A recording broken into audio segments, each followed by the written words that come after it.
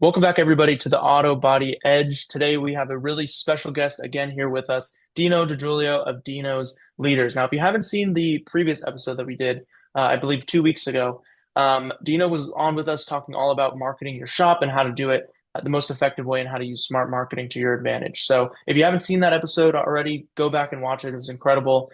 Dino's awesome. He's worked with dozens of shops across the country. He's won dozens of awards, and he is here to share with us today about shop organization and cycle time. So, Dino, again, thank you so much for being here with us. Could you start off by explaining what are the benefits of cycle time, tracking your cycle time, and really just giving us a definition of what it is and why we should care?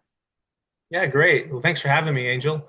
Last week was a fun episode. I encourage people to go back and watch it, and you should watch it a couple times. There's a lot of data there. Take notes, and it's good stuff. You can improve something in your shop, then it adds to the bottom line every time.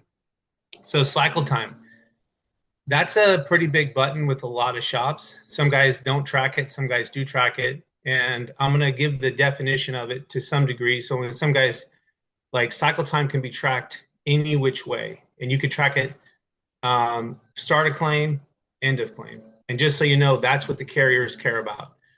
They do care about in the shop, out of the shop, but they actually truly look at start of claim, end of claim. And why is that? Well, every time there's an accident, they have to put money set aside into a bank account. This is the law.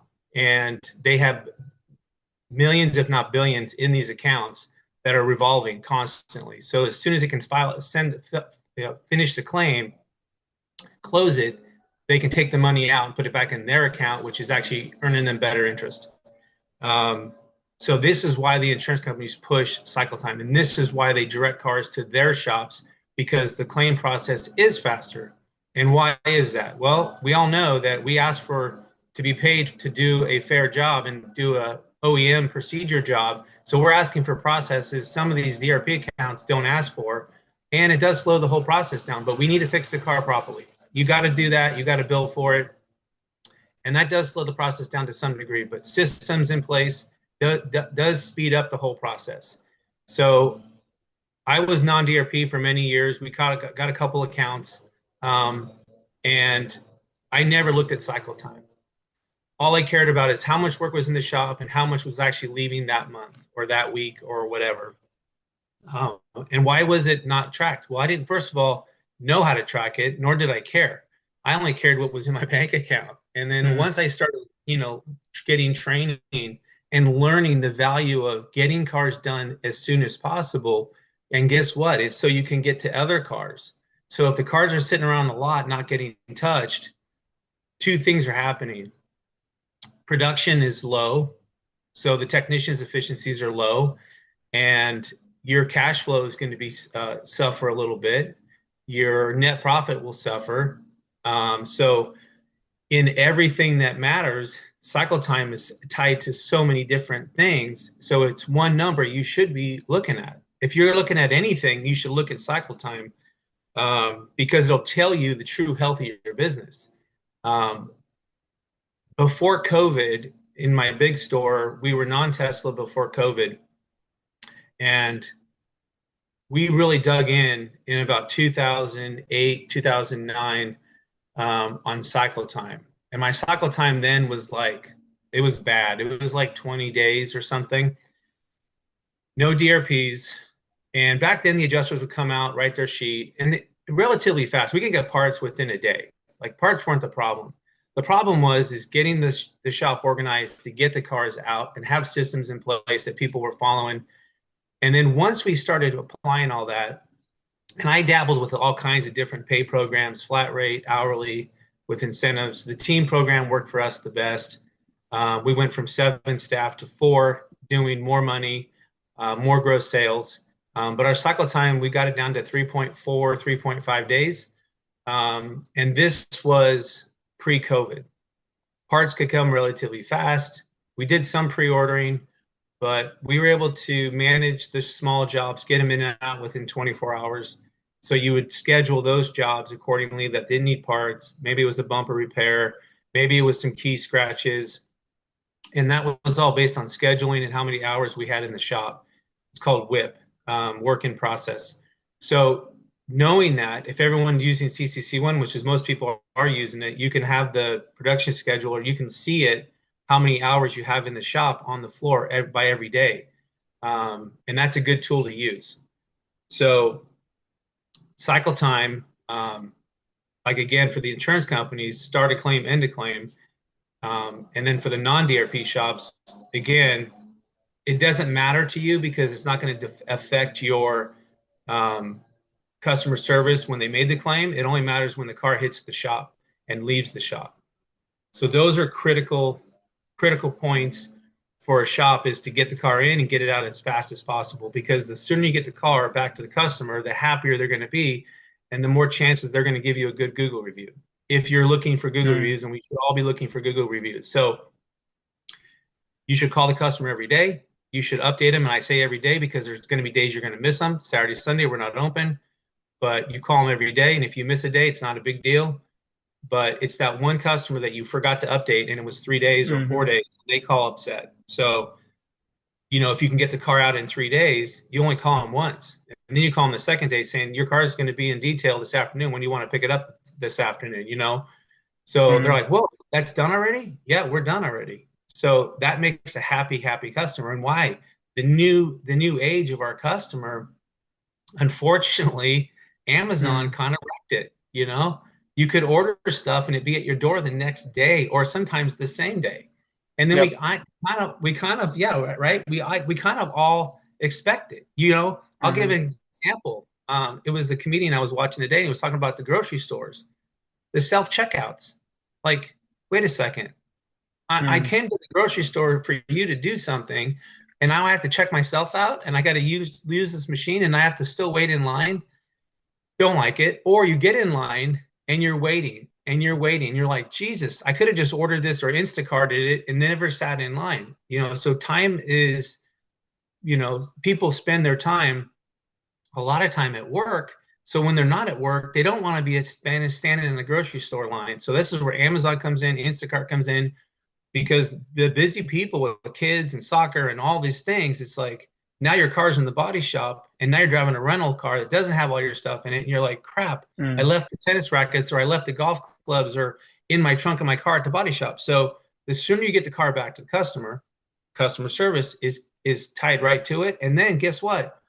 They're telling their friends, man, I took my car to, XYZ body shop and they were done so fast. And man, the car came out perfect. Well, Mm, guess what? That customer is going to hear that. And that's a talking point. That's a whole nother subject. But that friend might actually have that in their head saying, yeah, XYZ Body Shop did a great job on Mary's car. And all of a sudden, a week or two or whatever, they get in a wreck or whatever, they get a scratch and dent. Guess what? Who they're going to look to hmm. get their car fixed.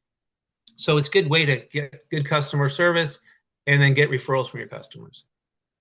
So cycle Yeah. time, I mean, that's why people should care. It's kind of the starting point for almost every facet of the business, right? I mean, it could it's partially your marketing, right? If you could market the lower time that it takes to turn around those cars, I mean, people are going to want to come for that alone. I know I was thinking like, man, sometimes I go to the gas station and I think, man, if there was a gas station that had like a faster pump, I would pay $1 more per gallon for that. But yeah, something as simple as that. Well, But and it's think is about it the quick mm, change oil places, right? You drive yeah, in, drive up, they change your oil, and you're off. You don't leave your car, and then you yeah. don't lose your car. I mean, our cars are. I mean, to most people, your car is your paycheck. It gets you Mm, to and from work. And if your car is down or in the shop, then potentially, if you don't have rental coverage, and if the shop doesn't have loaners, you're borrowing a car, or you're yeah. paying out of pocket for a rental car. Now you really care about that cycle time. Hmm. And it's going to be even more maybe like a little bit of magic to them because they're going to call around to shops. They're going to get like, oh, it's going to be 2 weeks, 3 weeks, 4 weeks, and then they talk to you. The turnaround's less than a week. I mean, it's a no-brainer. It's they're going to be wondering how do they do that, right? It's incredible. So that's the starting point, and then of course it's going to help with us, identifying some of the things that we need to improve on in the business. So of course, cycle time. I mean, it's covering everything. And to what you said, if I heard this correctly, you said there's two different maybe definitions of cycle time. There's for the DRP shop, that's from opening of the claim and closing the claim, and the non-DRP shop being car coming in, car coming out. Sounds Yep. similar. but there's a little bit of a difference there. And obviously, I mean, with the DRPs, there's some aspects of that that you can't control. So I guess one of the things I wanted to ask you, you said in the beginning, some shops don't focus on cycle time. Like, why do you think that is? Why do shops not focus on cycle Well, time? because they're so buried, they're so buried in the day to day. They don't Mm, look at numbers. They only care about what's in their checkbook, and sometimes there's not enough of money in course, the yeah. checkbook. And this was my experience was I didn't I had money in the checkbook and I had Hmm. money in my personal accounts, but was I making 20%? I was making like 6%. And I thought that in the 90s and the 2000s, you know, that was decent money. Um, so it was a two people household, and there was income coming in from both of us, Hmm. and things were good. Like, but when I started digging into the numbers, and I was at the shop 5, 6 days a week, and I Hmm. was young, I started having kids, and I'm like, man, I'm not getting any vacation time. I needed to Hmm. improve. So this is where I started digging into the numbers after I started getting coaching and training, going, why am I not looking at these numbers? Well, man, I should start looking. And cycle time was one of them. And I'm like, whoa, I was shocked. I mean, I wasn't Hmm. shocked because I cared about getting keys. We could have had 50 cars on property and I'd grab another set of keys. I didn't care because we didn't have any DRPs. I focused on getting keys. And as a non DRP, I would be in the same boat. Again, Hmm. you can't care about cycle time about that because you need to get cars, especially in this climate right now, unless your shop's in Colorado and you have a hailstorm. That doesn't matter. Then you're not grabbing keys. That's a whole Hmm. nother ball game. And you could have 2 years worth of work. So then you're just scheduling stuff out for 3 and 4 and 5 and 6 months. But for most of us, especially in California, it's been claim volume. I think January, it was down 65%. And this is across the entire state. So when claim volume is down 65%, that's a lot of money that's not going to shops. So you got to grab keys as an independent, and you got to make the close. So I never Hmm. tell a customer, um, oh yeah, the car could be in the shop 2 weeks. I never tell a customer that. We Hmm. always start with, okay, this is how the process works. The best thing for you to do today is give me your keys, drop the car off, sign our repair authorization, and we'll get you set Hmm. up in a rental. And if you don't have rental coverage, we do have loaners. We'd put them in a loaner. If they didn't want a loaner car, we'd just give them a ride home. And then we would tear the car down, complete a thorough tear down estimate, taking all the photos, document all the broken parts, and write a thorough estimate, and then send it to the insurance company immediately. Within that, we try to do it the same day, you know. Hmm. And if we didn't have time that day to get it torn down, then it would be the first thing the next day. But we never tell a customer that. We say, this is our process. We tear the car down, we get an accurate cost of repair, not an estimate, and we send it Hmm. to the insurance company. And then we wait for the insurance company to respond, either to send somebody or to review our photos and our estimate and approve it. Once they approve our estimate, then we order parts, start the repairs. And every step of the way, we give you a call and we tell you what's going on, and we're going to give you lots of calls. And that's how we tell them. We never tell them, and this was beneficial for us in one of Hmm. my locations where we had 4 MSOs, and they would schedule their estimates, legit schedule their estimates. And we did the same thing, but we never, if we had 10 estimates that day, we would never tell someone, oh, we're booked up today. When can Hmm. you come? We have a 2 o'clock or we have a 3 o'clock available. We'd always give them two options. Hmm. And then would come down. And even if we couldn't write it, we would still photo it and then write it later and then call them up and then let them know the process. And this is the estimate. Um, CCC1 has a new program and it's called Mobile Jumpstart. And if you're not using this tool, you're paying for it. If you're not using it, you should use it because it's using AI to do your estimate. Hmm. By the time you take the photos and then step in your office, the estimate's written through AI. You can cruise through it to make sure that the repair times are close. And it's a curbside. You haven't torn the car apart. You haven't even scanned it.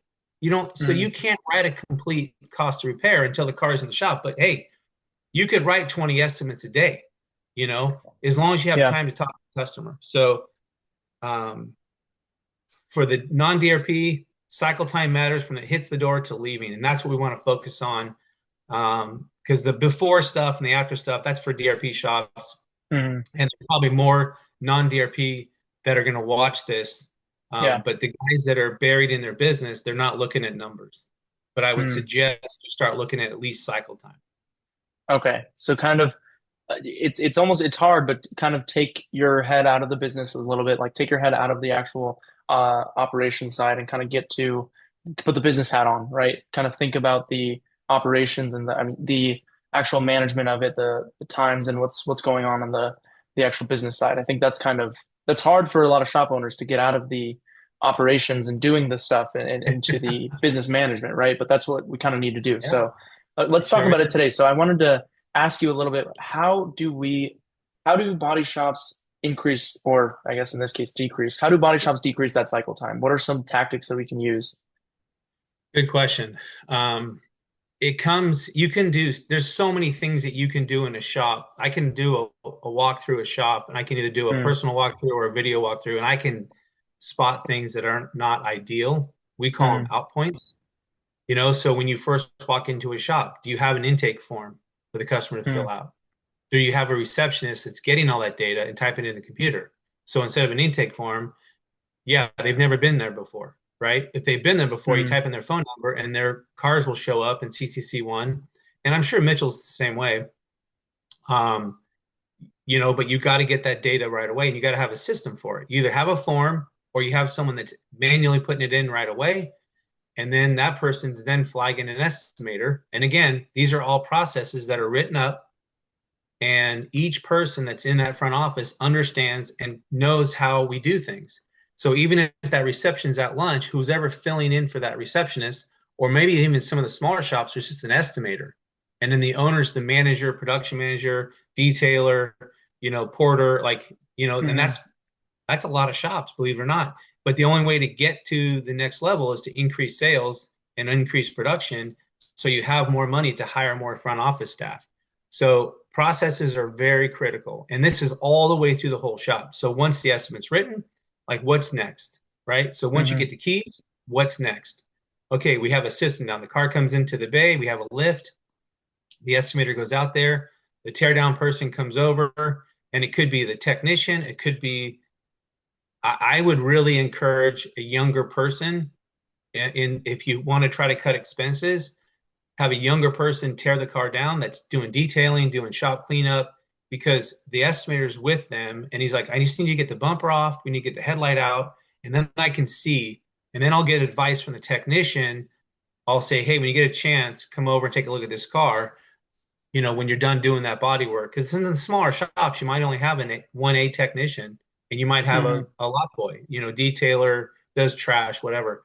So you want to train them to take cars apart. And in most cars today, obviously, if the airbags are deployed, you're scanning it. You've got to do that first. You got to set it up to scan it first. And then you start taking the car apart. And the estimator can get a lot done and get a lot written with just that, get a bumper off headlight, and then get advice from the technician like, hey, does that rail look bent? Well, we should measure it. So again, all these are systems and processes that are written up, and you can do checklists. You can do a manual. I mean, I built manuals that will blow your mind. Probably the main manual is like that thick, and it had whoa. every department in there, right? So you had the front office, and you had estimator, you had production manager, parts manager, all the way down the road to detailer, to body tech, to prepper, to painter, and every department had its own policy and its own process. And I encourage you to start somewhere. In the front office is where I'd start. And Hmm. then how do the technicians get their work? So do you do it verbally? Small shops, I was there. I had an office that was in the middle. I started with my office in the middle or on the edge, and then I had just one little 1,700 square feet. My paint booth, my body shop was all together. Prepper was in front of the office, and I would just open up the window and start yelling orders. And then when I Mm, got the other space, I'd open up the other window and yell orders to the body shop. So there was no documents. I never printed a work order. I never circled the what we are doing to the car, like a green Posco pen. It's great. mm, Walk out to the car and you circle, what am I doing to this fender? It's getting repaired. Circle the dents. This is critical. And then you're going to blend the door, right? You can put blend on the door. You don't have to put R&I all the trim. In your shop, you're going to R&I all the trim. Moldings, belt moldings, mirrors, handles, right? You don't have to write on all that. I've seen guys mark everything, and I'm like, no, we take everything off. I don't care who the insurance Mm, company is, customer pay or not. And then I would circle green or red on the dents on the door that we're fixing. So the customer's paying to fix this dent, but the one back by the handle, they're not going to pay us to paint the back door. So I'd circle that in red. Well, what does red mean? Stop. You're not fixing it. mm, So again, nonverbal communication is how you really get production faster. The technician's not stopping. He's not walking into the office to talk to the estimator. Hey, there's a couple dents on this blend door. Are we fixing them? I mean, mm, if you're not mapping it out, then they're going to come in and ask you 50 million questions. So work orders have to be printed, given to each technician, and how does that get dispatched? There's all kinds of ways. We had rack systems set up. We had baskets set up where we can just drop the work order in a basket. We had a flashing little red light. I'd hit the light, and that means it was flashing. They had a new job. And for the teardown, you can just print up a sheet out of CCC1 with the car, the RO number, and that would go in the basket. But we would actually set up job jackets in the very beginning because we'd curbside the car. We'd even take it into the shop and do like a mini triage. Especially when we became Tesla, we had to because we would pre-order parts.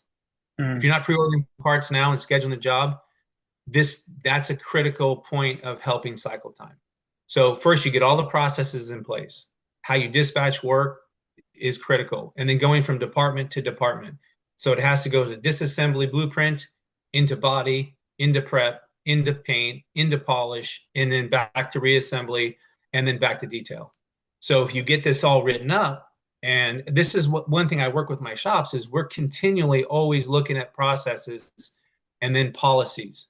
And then what is a mm, policy? Well, a policy is I look at safety first. That's always the first policies we write. So very critical. And so once you get all the systems figured out and the shop is running smoother, cars are coming in, they're coming in the back, they're getting torn down and blueprinted. Estimates and supplements are being sent to carriers with all the documentation needed, all the position statements you need to justify the scanning, and potentially a calibration needed because the radar was affected, especially at Toyota. You're going to be doing calibration. And now the rear cameras on a lot of these cars need to be calibrated, especially if you take apart the deck lid. You should know all that data. So mm, getting all that stuff in writing on what the estimator does, what the blueprinter is doing / production manager, if he has a full entire write-up of what he's supposed to do, and he's taught on that and he trains on that and he follows those steps, there's a couple things that are going to happen. Cars are going to get processed faster through the shop. And I don't care how many cars you got. If you have too many, I still don't want you to shut the valve off up front. You can mm, schedule cars, and this is the next step is the increased cycle time. And we just talked about it a minute ago, is we'd have the car come in, the customer come in, and this worked really well with Tesla because we didn't get parts fast, even though we had probably $30,000 in inventory. But it took us a couple of years to get there. We didn't just do it all in one shot. We just slowly acquired the panels and stuff we saw all the time. But customers would come in, get get an estimate curbside written first, get them to sign the authorization, sign the estimate, and give us a deposit. They all have deductibles, right? If they're a mm, claimant, they don't have a deductible, we would do it a different way. We wouldn't take a deposit. We would schedule the car for repairs. We wouldn't order parts until the car was in the shop. Grab keys then, or schedule the appointment out. Maybe they needed a mm, rental car, and if they're a claimant, they're going to get a rental car. And, you know, I didn't order parts unless we collected a deposit, and that was a non-refundable deposit. $100, $250, whatever, something to hold the customer to down to having us fix the car because we're going to order parts. mm, We order parts off that original estimate. People would say, well, then you can't, but you can't see everything. You're right. I know the headlight's broken. I know the bumper's broken. I know the retainer on the end of the bumper's broken. I need a fender. Am I going to need those moldings? I don't know. Am I going to need clips? I don't know. But here's the thing. I want everything that I can get. And this is why the car would come in. Sometimes we'd loosen the bumper up. We'd call it triage. Look behind the bumper. Oh, you know what? We need a rebar and an absorber. Great. Oh, yeah, we need a splash shield too. Look at that. Even if we missed a splash shield, let's say we missed it. We missed some emblems. We missed a molding that we didn't know. We missed some belt molding clips, like the old cars had clips on the belt moldings. get the car in. We ordered all the parts. The parts take 3 or 4 days to get. We have all the parts. Now I look at my schedule. Okay, you know what? We're going to run out of work. Our whip hours are going to get down to 200 hours. We like to be at 450. That was our big Mm, store. And I go, you know what? On Wednesday, Thursday, we could bring in some work because Friday we're gonna dip down below. So we want to bring work in before we dip down below those hours because we wanted to make sure we stayed at 450, 400 to 500 hours basically. And then we scheduled a job, and then we had all the parts that we mm, needed to start the job. The job was in paint by the end of the day, and then there was a supplement written that was uploaded to the insurance company. We ordered the rest of the parts. By the time the car came out of paint, and then we never peeled the paper down. I just drives me crazy when I walk into shops and the car is getting put back together. They never verified the color. They didn't nib out the run or the dirt in the hood or the fender, and they're putting it back together. And then all of a sudden, the guy burns through the fender, and they have to take it apart and repaint it. So we mm, always pulled it out of the paint booth, put it over to polish. The plastic bag was removed, but all the paper was in the jams and all over the rest of the car. We would sand and polish what we needed to. Hopefully, it was small nibs and buff, and that it spent an hour in polish.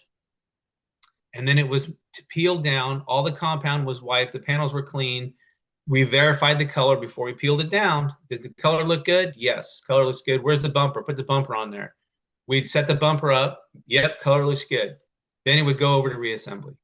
So that's another critical point that you could hurt yourself if you don't do that, and it slows production because now the car has to go back over to prep, mm, get prepped, get remasked.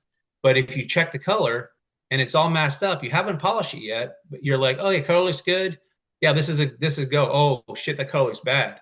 It's much mm, faster for the prepper to walk over and then sand the panels and then remask up what he needs to remask up instead of a completely remask, and then it goes back in yep. and gets repainted. That doesn't happen that often, but at least 3 or 4 times a year, you're going to be repainting something. Typically, it's a Mm, bumper.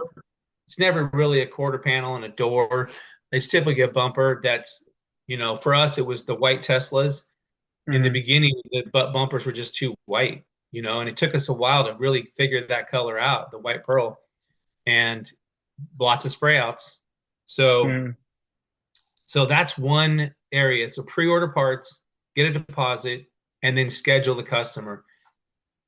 Um, and you could do that with all your DRP accounts. If you have no DRP accounts, you can still do the same thing. I would just request taking a bigger deposit, mm, and just letting the customer know this is our system. This is how we do it to minimize the time your car is in the shop.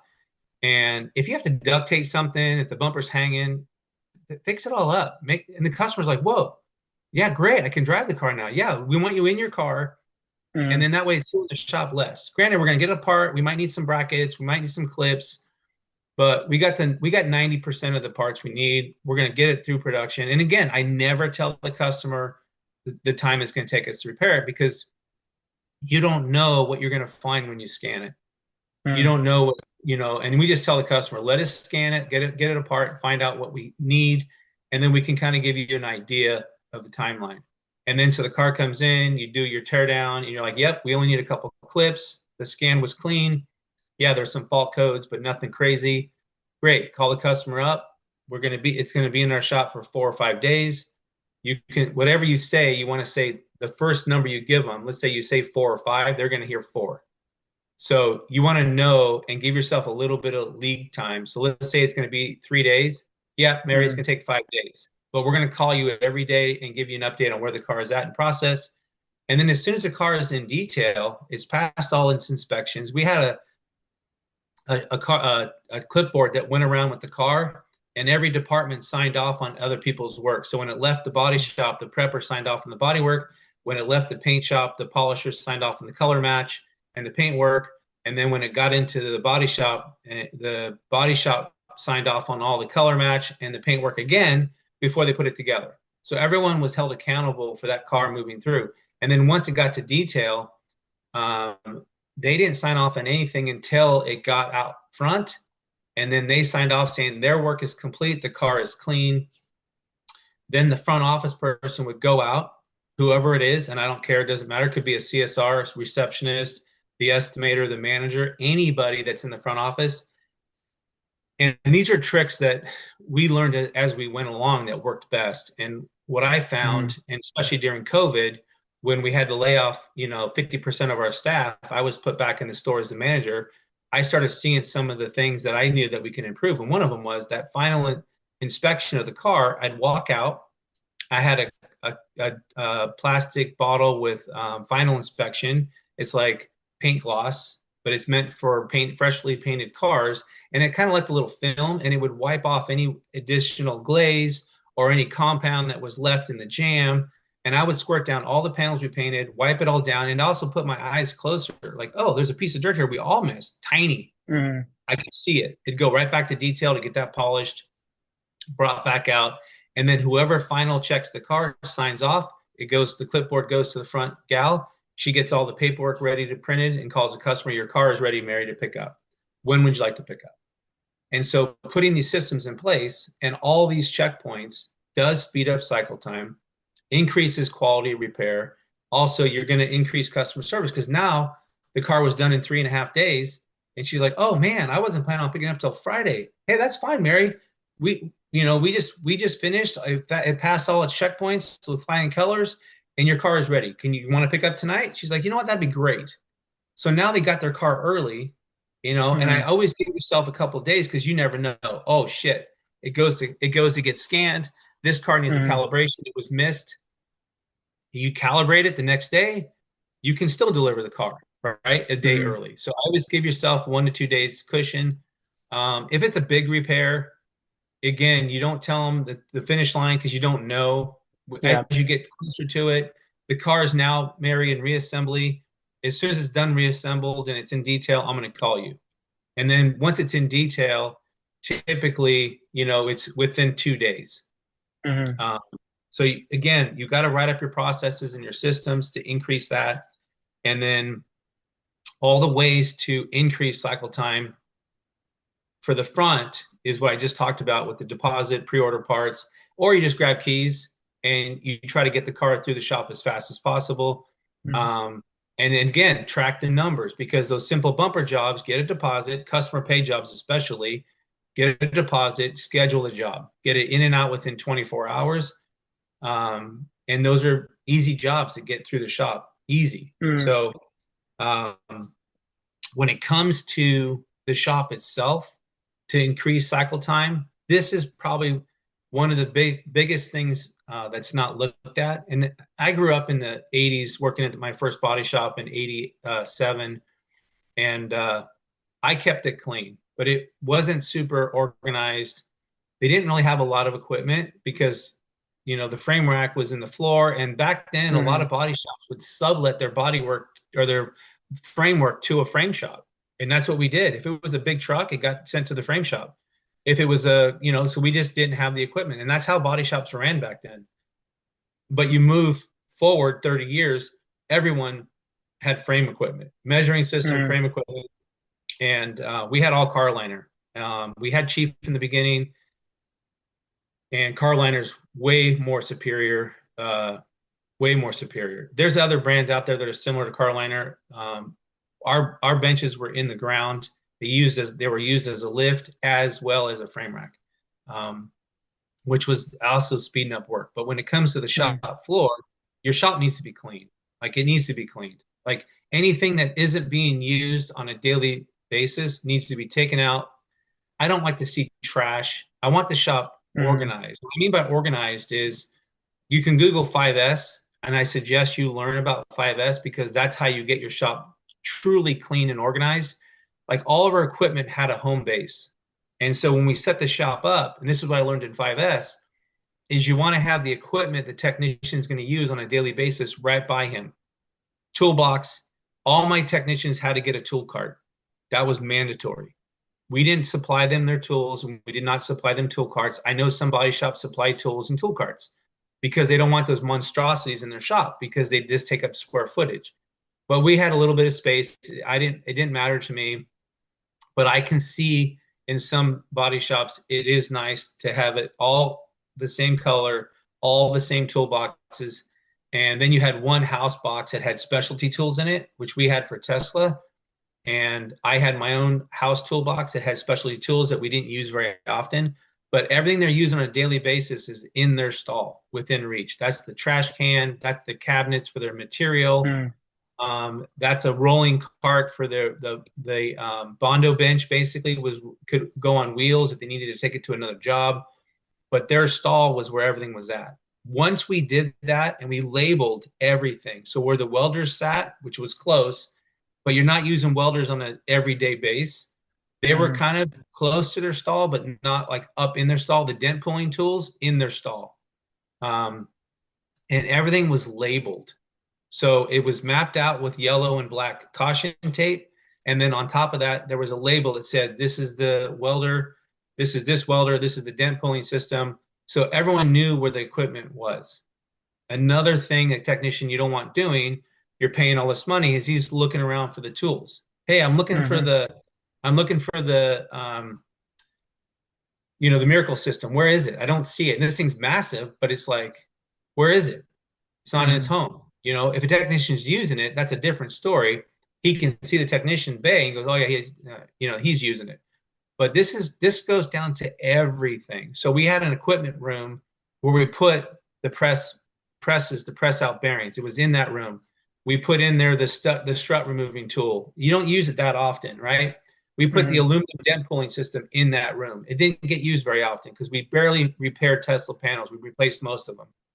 Um, so torches, we don't really use them anymore, but we kept them because you just never know, right? Mm. So that was in an equipment room, and everything was labeled on the floor or on the shelf. What was on the shelf? Cooling stuff. You had AC tools, you had cooling tools. Our AC machines were in that room. And again, they Mm. all had a home. So in order to speed up production, you got to make the stuff close to the technician. If he's walking places looking for stuff, or he's having to walk all the way to another building to get that welder that he uses every day, no, that's minutes and times. We actually had 3 buildings at one point, and again, at the time when I got the third building, we needed more space. I thought this was the idea that you need more square footage to do more sales. Mm-hmm. That's wrong. That's wrong. That's the wrong idea. Actually, the less Mm. square footage, when we went and got rid of 5,000, went from 12,000 down to 7,500, we increased production and we got rid of 3 people. Wow. We were doing more numbers with less people, and that means I was able to pay them more, and I was able to increase my bottom line by a couple percent.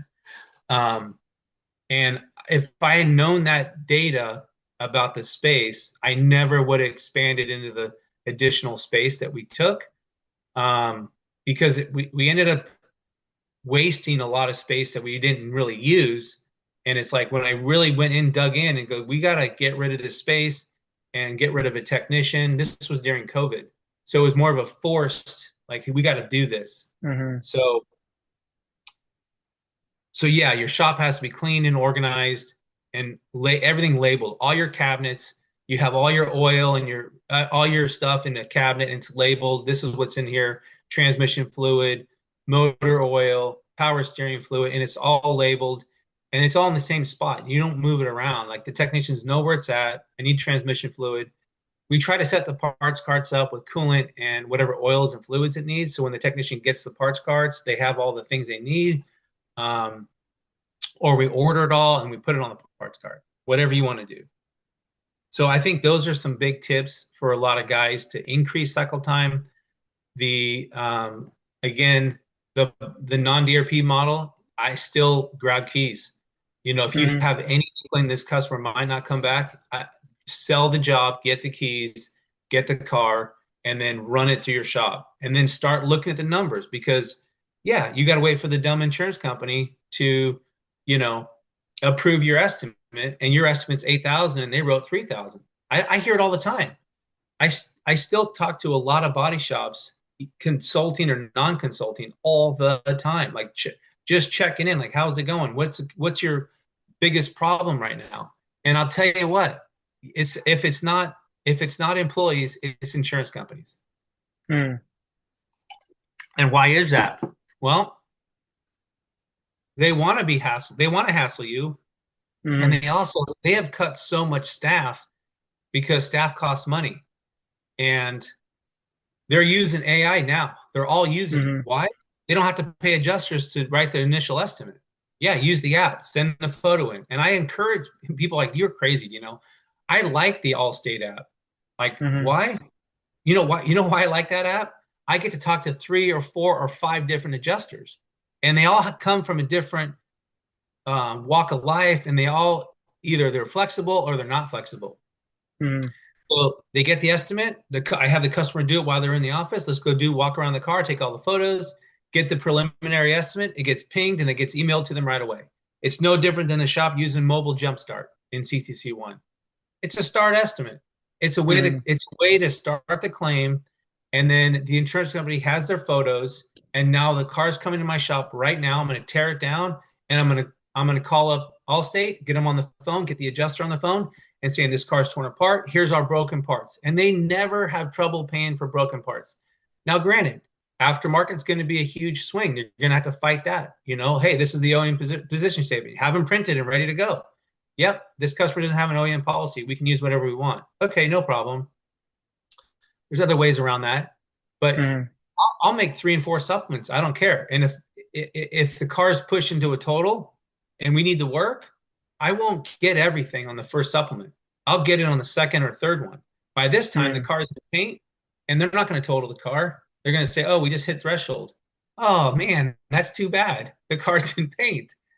Oh, yeah, Yeah. right. Okay, so what do you need? Well, we need this, this, and this. So I would always try to get labor, like the repair hours first.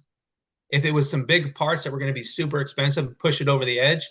Because in California, our labor rates, Northern California, our labor rates are over 115.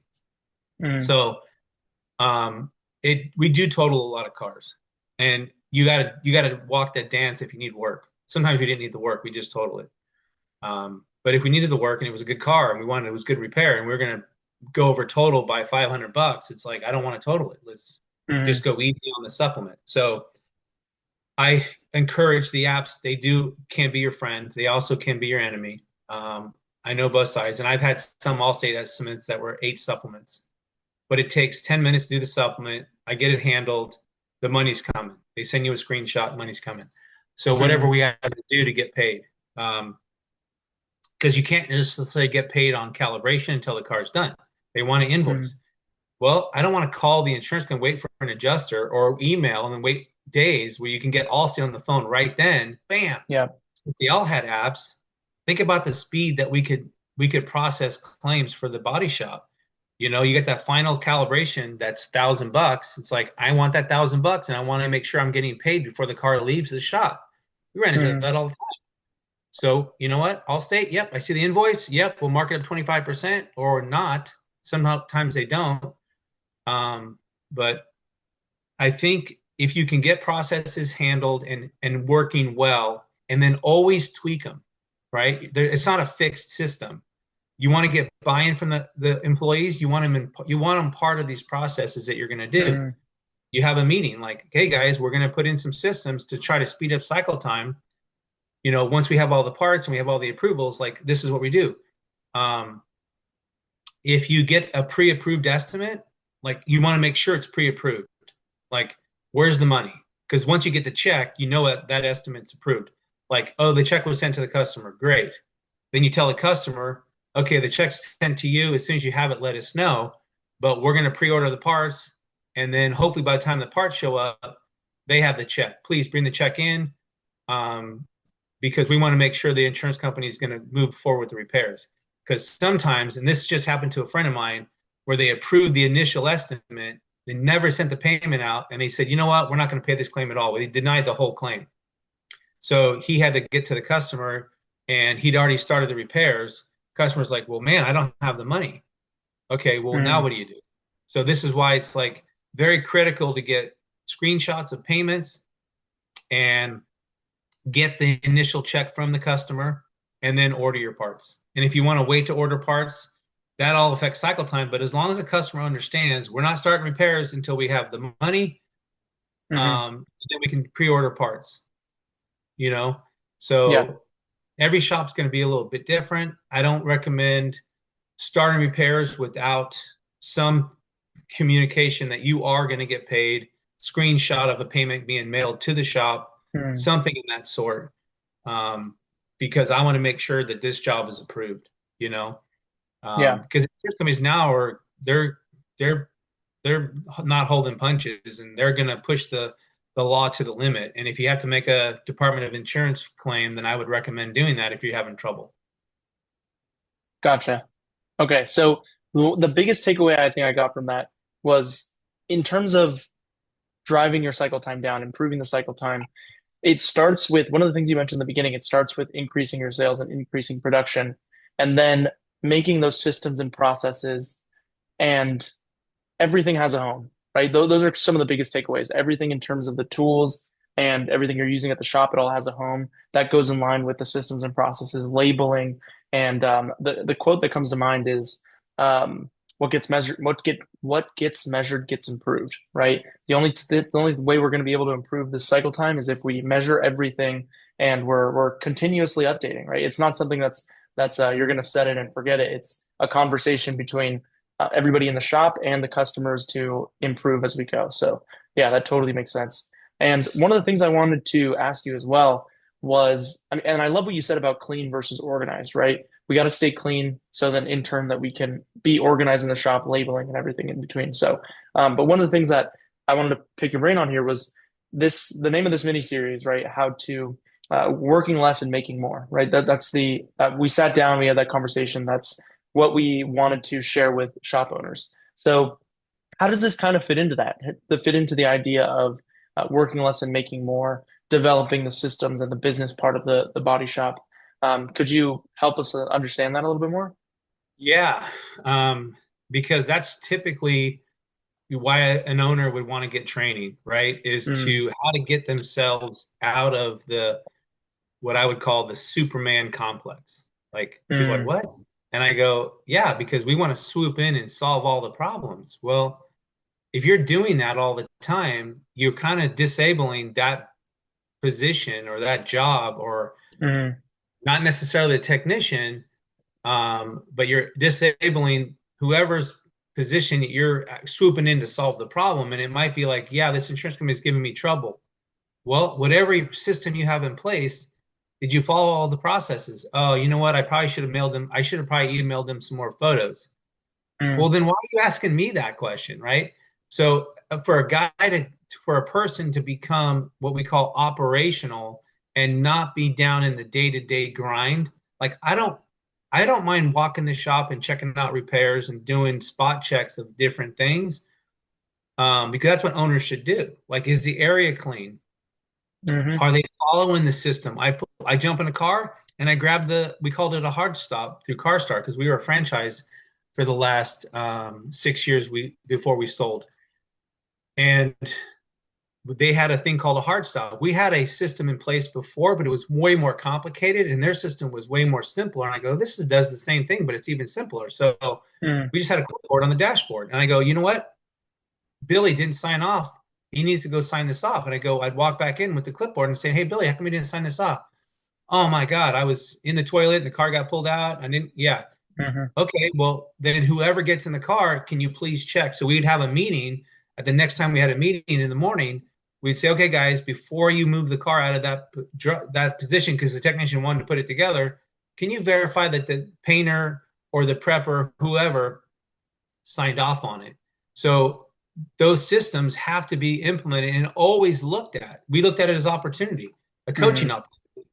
So you got to make sure that's implemented, and the working less and making more money. If you can improve cycle time by just one day, more money's going in the bank. You're collecting mm, the deposit, you're collecting the supplement checks. So more cars are going to the shop. You're going to increase efficiency for the technician because now the cars aren't sitting on the lot. And then when the technician gets the job, he's incentivized somehow. You got to put in some incentive plan.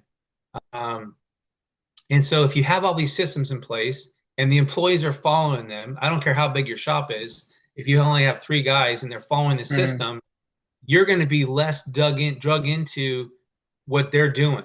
Like, I don't want to fix the car. I was never a great technician. I was never a mm. great painter.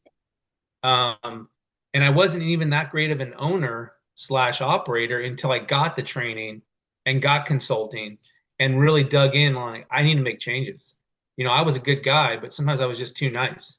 And I let Mm, customers roll me over. I let employees roll me over. And it's like, I don't have to be mean. I just like, this is the system. This is the process. You guys all agreed on it. Like we all mm, had a meeting and we said, what's going to be the best? So to get buy-in is having that agreement with the guys. And my guys recognized their paychecks got bigger, and they recognized every time I came back from a class, we would tweak and modify something, and they liked it. It didn't go over well in the beginning. They don't like change, but eventually they're like, "Hey, boss, we haven't changed anything in a while. What's going on?" And I go, "Hey, dude, this is a perfection. It took years to get here. mm, Why would I change something that's working? As soon as the numbers, cycle time, net profit, GP, like gross income, um, you know, if those start to go off the rails, then I'm going to step in and say, what are we doing? Like, you already know how many changes we've made over the last 15 years. And they go, you're right. And I go, so, hey, if there's something you think that we need to fix or whatever, let me know.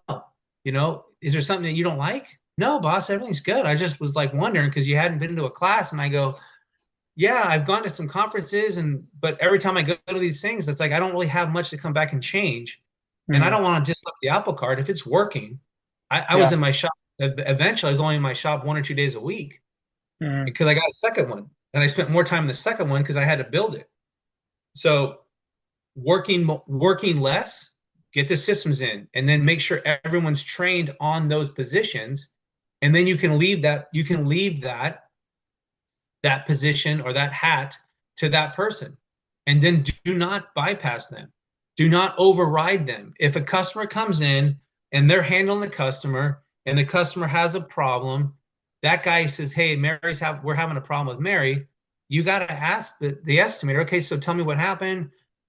How are you going to solve this? You never want to solve the problem first. You always want to ask that person, so how are you going to solve it? Get mm, them to think about it. You know what? I think we should do this. Hey, yeah, let's polish the headlights for free. If the customer's going to be happy with that, great, let's do that. And then so I would write up parameters. mm, You can spend up to $100 without even asking me. So if it was buff and headlights, that's what we charged. Just throw it in, make them mm. happy. You know. So processes, procedures, then the owner can then step out of whatever. So whatever you're doing day to day, okay, well, I'm doing estimating. Hey, well, then what's it going to take to hire an estimator? Well, we need more sales. Okay, well, then let's talk about sales. That's a whole nother Mm, bit of training. And we're going to probably do something. We're going to probably have another one of these videos where we can talk about sales because sales is critical in a body shop, mm, non-deer, critical. And then if you get production up and you get efficiency better, the bottom line is going to be better. The person is going to make more money. And, this is how an owner gets a little bit of free time. I'm just taking notes here because that was Yeah, gold. no worries. But I mean, So, if your efficiency's up, then you're not going to be working as much, and your profits are going to be up. That's kind of the I think that's the main takeaway there, and that's this. I mean, this episode was about cycle time, but really, I mean, I think it's the biggest takeaway is the systems and processes and policies that you have in place, right? Because that goes one step deeper, right? Cycle time is so important. How do we create? How do we improve our cycle time systems and processes? And that's really the foundation of the business because that will allow us to eventually work less and make more as the business owner, as the owner of the shop. Yeah, that totally resonates. I mean, even with me and in our business, I'm thinking of ways that I could create more policies for us. So yeah, that's great. So every business, man, it's yeah, cycle time touches every piece of the business to some degree, hmm, right? So if a exactly. technician Yeah. wants to make more money, I don't like the flat rate model. We tried it. We were flat rate with a couple technicians, and then one left. We brought in another. We went with hourly with an Mm, incentive, and it was more of a team concept, like gross numbers that the whole team would produce. This is how we were able to get rid of 3 people because the detailer wasn't washing 25 cars anymore because our average ticket tripled, and we were washing 15 cars, and some mm, days only 2, some days 4. but like you can't hire a full-time detailer to sit in the wash rack all day. So Mm, it was on the prepper. It was on the painter. The painter's in between paint cars. Another car is already masked up, ready to go. He's already done matching the color. Hey, I'm going to take my paint suit off. I'm going to go wash that car. You know. mm, So yeah. technicians would wash cars. The production manager would help wash cars. So we were able to do a team bonus based on total build hours, and it worked. It drove up our sales, and like I said, we were averaging. Let's just put a dollar amount there. Let's say 2.5. We increased by 300 grand when we shrunk the shop and got rid of 3 people, and Wow. it blew me away. It blew me away. Like it was necessity because COVID happened. We didn't have the volume, and then volume increased, and volume got so we had so much work at one point. We had to we had to stop taking in cars because we had too many cars. We still took in tow-ins, but like it's a good problem. So Mm, get your systems in, get all this stuff sorted, get with a coach, get with someone to help mentor you. If you don't have the resources and the money, you got to start reading books. And there's a lot of good books out there. Dave Lure wrote a good book. Um, so research out books on collision, and you'll find a lot of books out there. And either do audio, whatever, and then start increasing sales, and then try to find someone to mentor you. I like the coaching. I do like training, and I do offer. Sometimes we do a Saturday afternoon class. The one thing I don't like about sitting in a classroom setting or on a Zoom call and doing training, you're not going to be able to you're not going to be able to get all the data. You typically walk away with hmm like 20 to 30%. And it's inexpensive. Classes are expensive, right? So if you can do consulting where you get a call every week and you go over a little bit every week and you make slow changes every single week, and that person's checking up on you, it's more like a trainer when you go to a gym and they're getting you to do those 20 push-ups. You're like, I should do 30. And then you stop hmm at 10. The trainer's like, Dino, come on, I need 10 more. Let's go. Yeah. Look at the military, right? They have those guys are being pushed by somebody else because you're going to give up on yourself. So I don't let my guys give up on themselves. Yeah, So it's working very with somebody that's critical. the best bang for your buck, Yeah. right? Rather than, Yep. I mean, of course, if you don't have the money for it, start somewhere, start anywhere, start with the book, start with the videos, start with, Yeah. watching these videos in Look at our look at last all the one. And stuff that you're doing. You're going to have this channel, and it's going to have all kinds of resources for people to go and at least learn something. This yeah, episode now, the one before, and then I watched your earlier episode. Like there's so much data out there now online, and you just got to put away mm, time. Maybe it's a weekend, maybe it's a Saturday, Sunday. You do a couple hours each day. Because that's the only hmm time you have time to do it. But you got to set a exactly. time. Yeah. And there are groups out there. Join a Facebook group. Join your Facebook group. Collision Shop Owners Yeah, Collaborate. There are resources out there. And but the best way ultimately, I mean, talk about best bang for your buck. Like Dino offers one-on-one consulting here. That's how you're going to improve. Everything we're we, talking about here. I mean, you only learn through somebody who's gone through the trenches, like yourself, right? So yeah, seriously, that's the only way to learn. So yeah, yeah. that's let's end there then. Dino, could you tell us more about Dino's Leaders? Where can people find you? Where's a good place to start for them? I think the Facebook group would be incredible. Yeah, Yeah, could you plug yeah. your stuff, please? Collision Shop Owners Collaborate. That's a group I created like 10 years ago or 15 years ago. And there's like 900 of us in that group. And there's some really good operators. And I always encourage people, there's no stupid question. There's just, if you don't ask the question, that's the stupid question if you didn't ask it.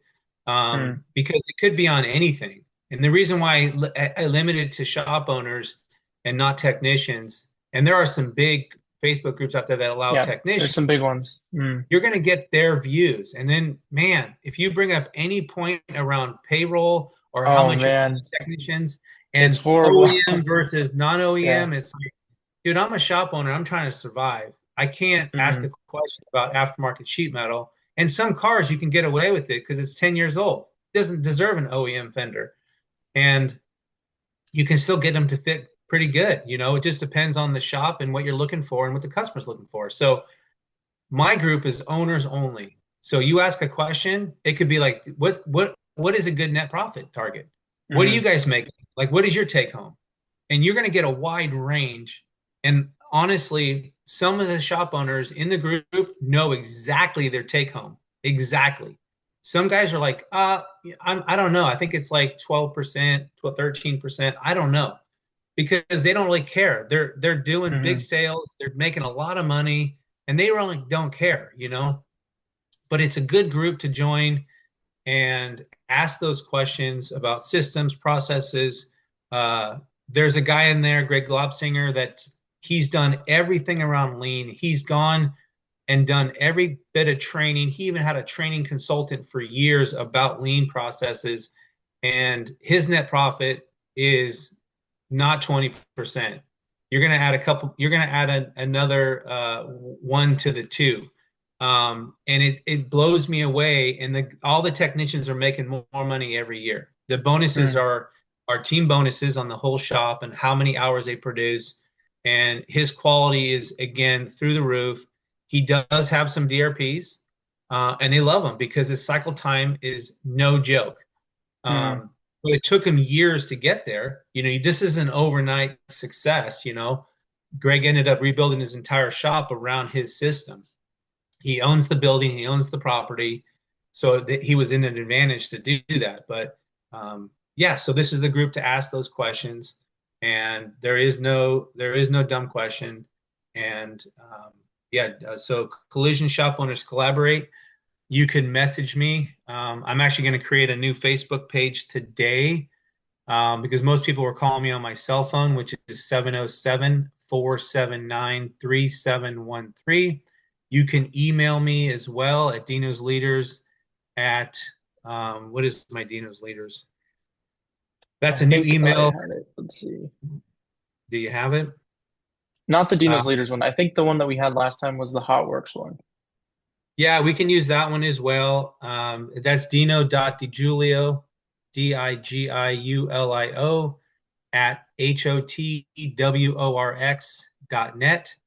Um, and you can message me on Facebook. I'm going to create a Facebook page for Dino's Leaders. Um, Instagram, same thing. I'm on Instagram as Dino Digiulio 212 on Instagram. Um, that's my birth date, my race number. So yeah, anybody want to reach out to me, and my pricing is reasonable. We do hour phone calls every week. And sometimes we do touch up calls. Like if you're doing an interview, I always want to be involved in those interviews because I help coaching on how to hire. I coach on finances. I coach on marketing, processes. It all depends on what the shop needs. And some of the shops need sales. They really do. So we Hmm. get into sales and how to actually make a close. I went through Grant Cardone sales training because of our Hot Work studios. We needed to sell members, and it was all about sales. Basically, signing up new members. We need to do 3 to 4 a day, and so your sales piece is so critical. So I read a ton of books around sales, took the sales training courses that he offers, but now I coach on it. I got the Hmm. data. I'm actually going to become a certified coach from 10x, and then I'll have all that data to work on. So cell phone, email, message me on Facebook, join my group, and then you can message me in there, ask a question. My pricing's super reasonable. Um, it's not a big chunk of money. It's monthly. It's a monthly deal, and we do offer packages. So if I'm coaching you, your wife, or you and your manager, I always like look working with some of the staff if I can, even if it's on a shorter amount. Any way I can do to help increase the shop sales, production, efficiencies, and then alleviate problems in the shop, and then also get the owner to a place where he can take some time off. You know, Yep, I that's the started goal. out taking, yeah, I started out Hmm. taking a week a year, and then I ended up at one point 3 months a year. And then when I got two shops, it was more like I wasn't at that one facility. I was still taking 3 months off a year, but I wasn't at the one big facility, but 2 days a week. So Yeah, I mean that freedom is there, and it can be unlocked. It's not a crazy thing to ask for. So let Dino help you get there. And everything he mentioned is going to be in the description. So we did that in the last episode as well. Phone number, email, and link to the community is going to be in the description. So feel free to go down there and give Dino a call. This is gonna be great for your shop. So but if you can't invest right now, start in the group, ask questions. That's for body shop owners only. I remember you told me the process for getting in is pretty strict. So you won't let somebody in if they don't verify their business, they're a owner of a shop, because that's really important for that. So yeah, that's Yep. great. Is there anything else you want to leave us with, Dino, before we hop off on this episode? No, I think the one, I'm not wearing that hat today, but it's a Grant Cardone theme, and it's cash flow. If you Mm, can get the business operating on its own and you don't have to be there with giving your time, that is cash flow. That is you not being in the business. You can actually go do something else if you wanted to, spend time with your family. Hey, pick up a second job, go do mm, something else. You can go buy another body shop and expand.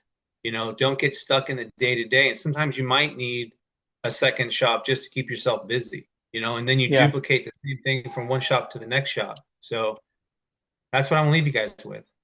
And don't be yeah. afraid to make a phone call, text me, to have a conversation. I always do an initial call, and it's an hour Mm, call just to tell you about what I can help you with. I want to hear about your problems and your situation.